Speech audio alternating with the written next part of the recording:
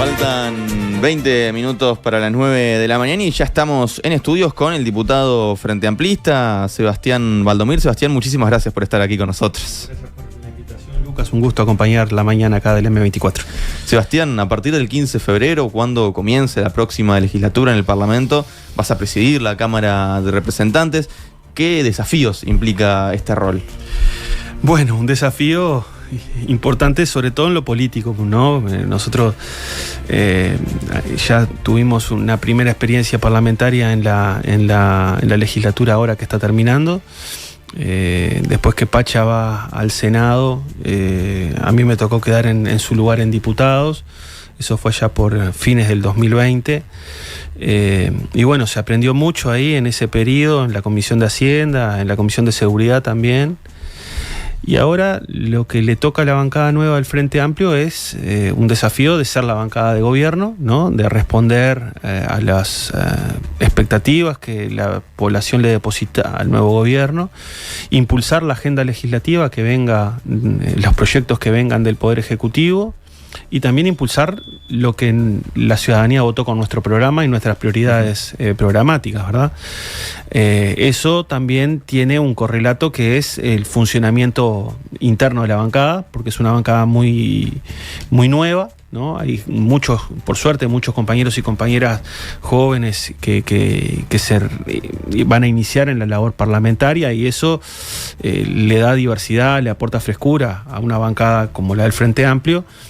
Y también el desafío de funcionar adecuadamente, porque es una bancada bastante desequilibrada. El MDP tiene como un peso bastante importante dentro de la bancada del Frente, y hacer funcionar esa bancada, ¿no? Respetar y no pasar por arriba de ninguna de las sensibilidades que existen dentro del Frente es el desafío principal de este periodo que se inicia, ¿no? La bancada es un lugar muy importante, ¿no? Que es la contrapartida de la mesa política, de la presidencia del Frente Amplio, es donde se relaciona también, se va a relacionar el futuro gobierno. Entonces, hacer funcionar ese espacio siempre tiene su complejidad, su dificultad, que esperemos que podamos cumplir esa expectativa. Y luego está el diálogo político con los otros partidos. Porque el Frente Amplio ahora pasa de ser oposición en el Parlamento, pasa a ser oficialismo. Pero si pensamos en lo que pasó en esta administración, ¿cómo fue el diálogo justamente entre oficialismo y oposición? ¿Cómo se dio? Fue un diálogo, en la Cámara de Diputados fue un diálogo que atravesó diferentes etapas, ¿no?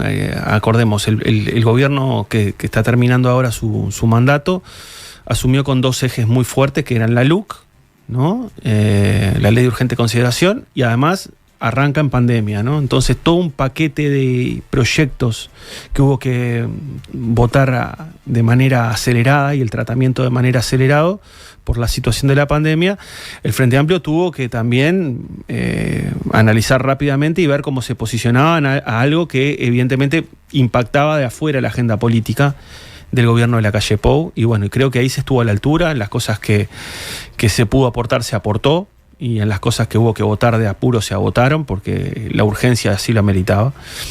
Después tuvimos dos cosas, ¿no? La ley de presupuesto, el proyecto de ley de presupuesto, y la ley de urgente consideración, que fueron como una andanada de iniciativas que en poco tiempo hubo que tratar de encontrar un lugar, ¿no? La coalición estaba arrancando ahí, funcionó, fue disciplinada a la hora de votar ese proyecto que mandó el Ejecutivo de Lacalle Pou, y el Frente trató de aportar a la discusión, alertó cuáles eran los inconvenientes que se veían, por ejemplo, en tema penal, en el tema del afloje en los controles al lavado de activos, en temas relacionados a la gobernanza de las empresas públicas. Bueno, y en algunos casos logramos frenar algunas cosas, ¿no? Pero bueno, ese fue un periodo bien duro, ¿no? Fueron los primeros 2 años de diálogo con los otros partidos, donde el Frente le costó, después de 15 años ser oficialismo y mayoría, pasar a ser oposición y minoría. Una cuenta que nosotros sacábamos, teníamos muy pocos legisladores, tanto en el Senado como en diputados, con experiencia de oposición. Claro. ¿No? Teníamos a Lucía, teníamos a Maía, teníamos a algún otro legislador que habían sido oposición, es decir, habían sido legisladores ya en el último periodo de Valle, 2000-2004, ¿no? Y después teníamos todos legisladores que habían empezado a trabajar a nivel legislativo con el Frente Amplio siendo gobierno. Entonces, cambiar el chip llevó su tiempo. Y si pensamos, Sebastián, justamente en estos proyectos que fueron boca insignia del gobierno, la ley de urgente consideración, la ley de medios, después de la primera reunión de bancada que hubo en el Frente Amplio, habló el senador Daniel Casciani, y él hablaba, bueno, de que se podrían analizar y revisar algunas modificaciones a algunos artículos, la derogación de algunos artículos. En principio, de estas dos grandes leyes aprobadas, ¿qué cuestiones crees que se podrían revisar, que se podrían modificar?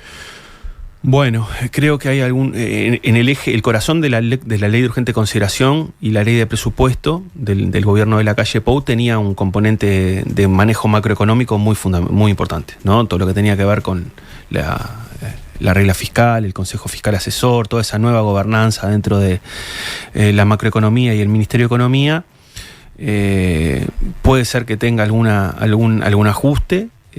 Igualmente, en el nuevo periodo que se inicia a partir del 1 de marzo, en materia tributaria y en materia de urgencias y prioridades, la bancada lo que tiene que hacer es responder a los proyectos que envía el Poder Ejecutivo, ¿no? El Poder Ejecutivo va a enviar un paquete, seguramente en los primeros 2 meses, de temas que tiene que resolver, que le deja de herencia a este gobierno. Por ejemplo, la caja de profesionales. Por ejemplo, algunos ajustes a la reforma de las jubilaciones. Por ejemplo, lo que tiene que ver con el diálogo social en materia de jubilaciones. Recordemos, Lucas, que uno de los principales ejes de discusión de la campaña electoral fue el plebiscito de la reforma jubilatoria. Finalmente esa reforma constitucional no salió, pero el Frente Amplio sí trabajó fuertemente y lo colocó en su plataforma política, que iba a convocar un diálogo. Ese diálogo, evidentemente, que depende de las autoridades del Ministerio de Trabajo, del Banco de Previsión Social, de la Secretaría de Presidencia, es decir, pero no va a ser un diálogo sobre el Frente Amplio, es un diálogo con el conjunto de las fuerzas políticas y sociales del país, y eso va a traducirse luego en uno o algunos proyectos que van a ser enviados al Parlamento. Entonces, es bueno que los partidos también vayan viendo cómo participar, ¿no? Recordemos que el gobierno de Lacalle Pou tuvo la comisión de expertos. Bueno, y ahí los partidos políticos estuvieron representados, ¿no? El Frente Amplio, el Partido Nacional, el Partido Colorado. Bueno, ahora se inicia otra etapa. Una comisión de expertos no es exactamente el tipo de diálogo social que el Frente Amplio está pensando. Vamos a ver cómo instrumentamos ese diálogo, cómo se instrumenta, pero ahí tiene que haber una participación parlamentaria. Y después, además de las urgencias que el Poder Ejecutivo mande como proyectos al nuevo Parlamento, también hay iniciativas que han quedado a media sanción o a media discusión en el Parlamento actual, temas que tengan que ver, por ejemplo, con el ingreso a las intendencias, aquello que fue el debate en torno al proyecto del difunto senador Peña, lo que tiene que ver, por ejemplo, con eutanasia, lo que tiene que ver con algunas cuestiones relacionadas a la seguridad pública y a la convivencia, temas relacionados a la emergencia carcelaria, temas relacionados al mundo educativo, porque si bien ahora no se puede cambiar para el inicio de clases de marzo algunas cosas que vienen del gobierno actual, bueno, sí va a haber un paquete de trabajo que va a ser seguramente contenido en la ley de presupuesto a mitad de año que van a cambiar algunas cosas en materia educativa. Bueno, esos son 2 o 3 ejes medio que abuelo de pájaro más relevantes que identifico ahora. Bien, y yendo a otros asuntos, Sebastián, vos has seguido de cerca los temas relacionados a la seguridad, y en este sentido la semana pasada el Ministerio del Interior presentó las cifras de denuncias de delitos y de homicidios respecto a 2024. Ya vamos a meternos en las cifras, pero antes nos gustaría también consultarte por la forma en la que fueron comunicadas, ya que el criminólogo Gabriel Tenenbaum escribió en redes sociales luego de la difusión de las cifras: grotesca y burda gestión de la comunicación de los datos de homicidios del Ministerio del Interior. Poner como origen en las gráficas 200 homicidios y no 0 acentúa las diferencias entre los años. Hay todo un tema en la gestión de la comunicación que se viene observando hace tiempo. ¿Cómo ha sido el manejo de la comunicación en el Ministerio del Interior durante esta administración? Está buenísimo lo que escribió Gabriel y comparto plenamente, ¿no? La valoración que él hace en su red social con este mensaje. ¿Cómo ha sido, Luca? Ha sido un manejo político de la comunicación. Me pueden decir, bueno, pero cualquier ministerio hace un manejo según su conveniencia. Pero estamos hablando nada más y nada menos que de seguridad y violencia, que es el principal tema que le preocupa a los uruguayos. No solo Martinelli, todos los ministros anteriores del Interior, ¿no? Heber y Larrañaga en su momento utilizaron las cifras de los delitos y las cifras de denuncias de delitos como un eje de comparación con la gestión anterior. Entonces, ¿qué pasó? Habilita dos problemas. El primer problema es que hace pensar de que una baja en una cifra aparentemente te hace pensar que estás mejor que antes. Y en el caso actual lo vemos, ¿no? Bajaron, según lo que dice el Ministerio del Interior, las rapiñas y los hurtos. ¿La población se siente más segura? No. Entonces, cuando solamente se concentra la comunicación institucional de un ministerio tan importante como el Ministerio del Interior en el comportamiento de la cifra de los delitos, se hace pensar que ese es el objetivo, bajar un X porcentaje las rapiñas, los homicidios, el abigeato y los hurtos. Y en realidad el objetivo, ese es un objetivo, puede ser muy puntual, es un indicador en realidad. El objetivo es que la gente se sienta segura. Y hace 3 años, desde el 2022 para acá, la gente ha dicho a las diferentes encuestadoras de opinión pública que el principal tema que le preocupa en su vida cotidiana es la inseguridad. Más que el salario, más que el empleo, más que la educación, más que los precios de la inflación.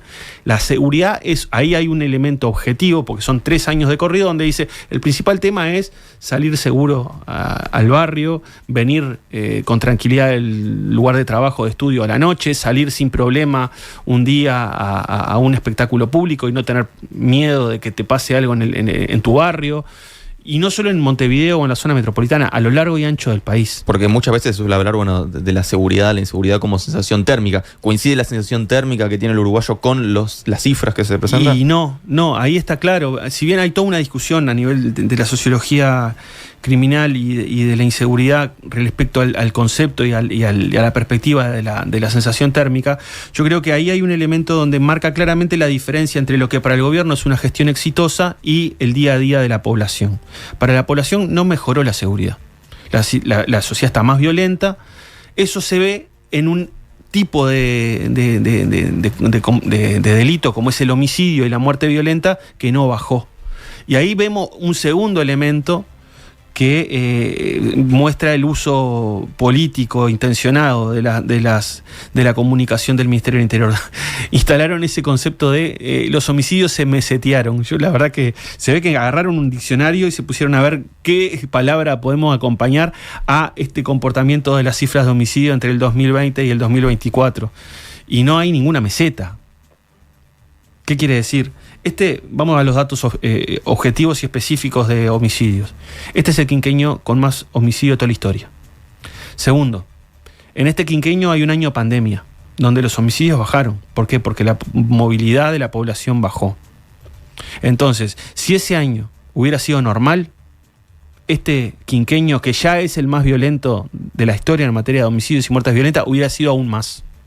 Entonces, cuando decimos es una meseta, sí, bueno, venían en una línea y por lo menos frenamos. No, a ver, dijeron que iban a mejorar la seguridad pública y hay un emergente que son las muertes violentas que tienen que ser el indicador objetivo que diga que, la gestión en materia de la prevención de los homicidios, la prevención de los hechos de violencia, tienen algún tipo de resultado concreto en la vida cotidiana. Y el resultado concreto es este quinquenio es el más letal en materia de homicidio de toda la historia. El ministerio utiliza, y Martinelli ahí fue muy reiterativo, es la meseta, ¿no? Meseteamos esto. En realidad no hay tal meseta. También habló, luego de la publicación de las cifras, Jorge Díaz, ex fiscal designado por secretario de Presidencia, habló en Del Sol y dijo, sin duda que el homicidio puede tener múltiples causas, pero generalmente hay un contexto de violencia. Cuando la violencia aumenta, hay más homicidios, entonces no es razonable pensar que los demás delitos bajan, sobre todo los delitos violentos. Esto también en relación a lo que vos comentabas.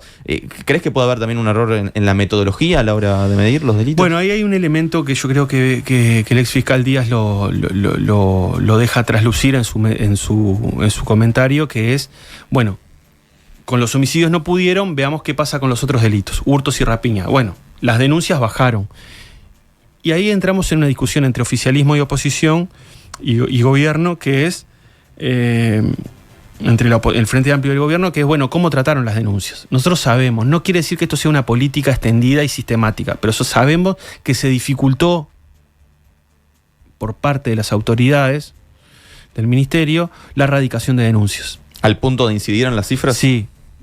¿Por qué? Porque vos vas, de alguna manera, en tu día a día decir, bueno, voy a hacer una denuncia, ya sea por un hurto, por una rapiña, que posiblemente quede en la nada, porque el hecho de aclarar un hurto es como bastante, son tantos que es bastante difícil la tasa de aclaración, que es muy baja de un hurto, ¿no? Es muy baja, por ejemplo, la reposición de lo que se le hurtó a una persona que hizo una denuncia. Pero sí, cuando se empiezan a restar un poco de acá, un poco de allá, otro de acá, esta seccional, esta jefatura, este departamento. Y bueno, llega un momento que sí tenés un conjunto, un número, que yo no lo sé estimar en este momento, pero sabemos que se dificultó la posibilidad de erradicar denuncias. Y ahí la encuesta de victimización, que empieza a ser línea, no es una solución. Eso no es una solución, es un aporte de mayor información que complementa las estadísticas del ministerio. Porque ¿qué es lo que pasó? Lo que nos decían es, ¿ustedes dudan de las cifras del ministerio del observatorio? No dudamos. Acá el problema no es las cifras que releva el observatorio del Ministerio del Interior. El problema es antes, cuando un ciudadano va a una seccional a presentar una denuncia y no la puede erradicar. Yo tengo varios casos en mi celular, todos los diputados, diputadas del Frente Amplio y algún diputado seguramente del oficialismo fui a hacer una denuncia y no lo pude, porque no había sistema. Porque, bueno, me hicieron tantas preguntas que finalmente me planteé una queja y no una denuncia. Son varios. Y no, reitero, no creo que haya sido una práctica sistemática, pero sí es una práctica que incide en ese guarismo a la baja de hurtos y rapiñas. Entonces ahí tenemos ese combo perfecto, ¿no? El ministerio utilizando la comunicación de manera política para tratar de mostrar lo que le conviene y ocultar lo que no le conviene. Segundo, una confusión entre bajar un indicador y mejorar la sensación de seguridad que la población tiene que vivir. La gente tiene que sentirse más segura, Lucas. Tiene que sentirse en posibilidad de ir a la plaza de su barrio, a la posibilidad de ir a un espectáculo público, salir de trabajar a las 10 de la noche y no tener miedo, o no tener que hacer un dispositivo con su familia o con el barrio para ir a buscar a los gurises a la parada cuando vienen del liceo de la UTU. Es decir, la gente tiene que sentir que hay una mejora en la seguridad, y la gente no siente, no sintió que la seguridad mejoró. Y es uno de los elementos por el cual este gobierno pierde las elecciones. Dijeron que iban a mejorar la seguridad pública, que era cuestión de aprobar la LUC, aumentar las penas y apoyar a la policía.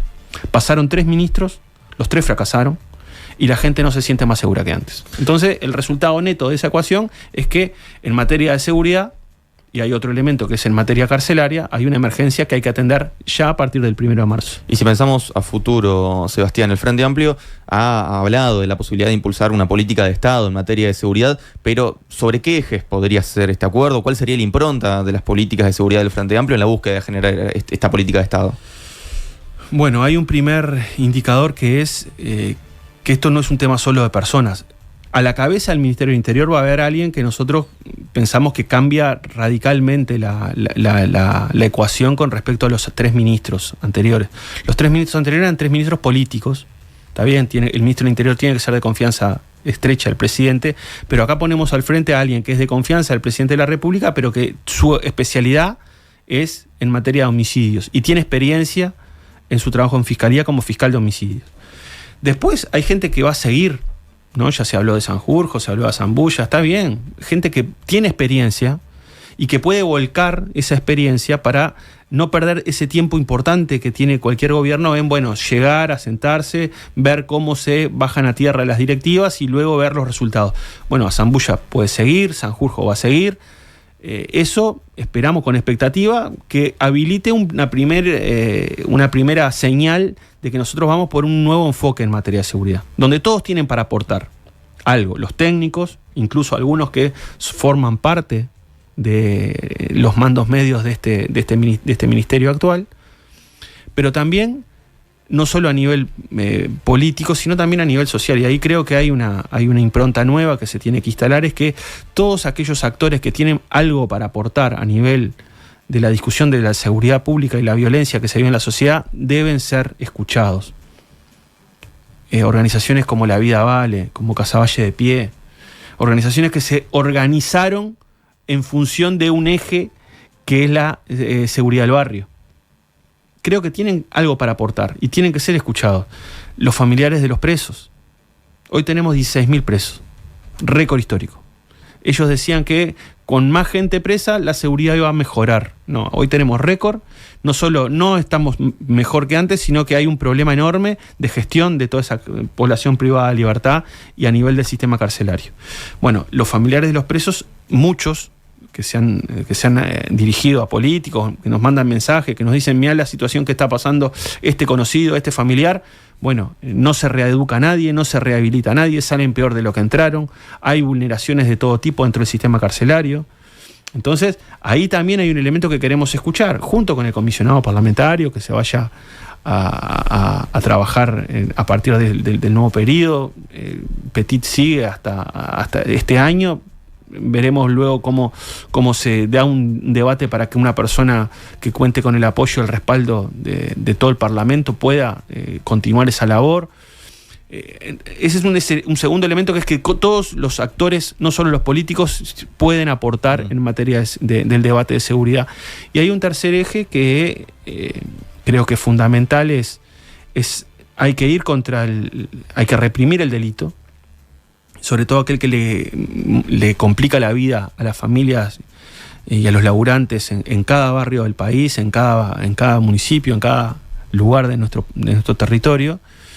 Pero no hay que hacer la vista gorda con la situación que vive Uruguay hoy a nivel regional en materia de narcotráfico. Es decir, nosotros tenemos que ir contra aquello que impacta en el día a día de un barrio concreto, pero también hay que ir contra las organizaciones criminales que han utilizado el Uruguay como plataforma de paso o plataforma de acopio de mercadería ilegal. Es decir, el crimen organizado que se alimenta de el tráfico de armas, el tráfico de personas, el tráfico de droga, lo que tiene que ver con el paso por nuestro territorio sin ningún tipo de control en el espacio aéreo, en las carreteras, en el espacio marítimo.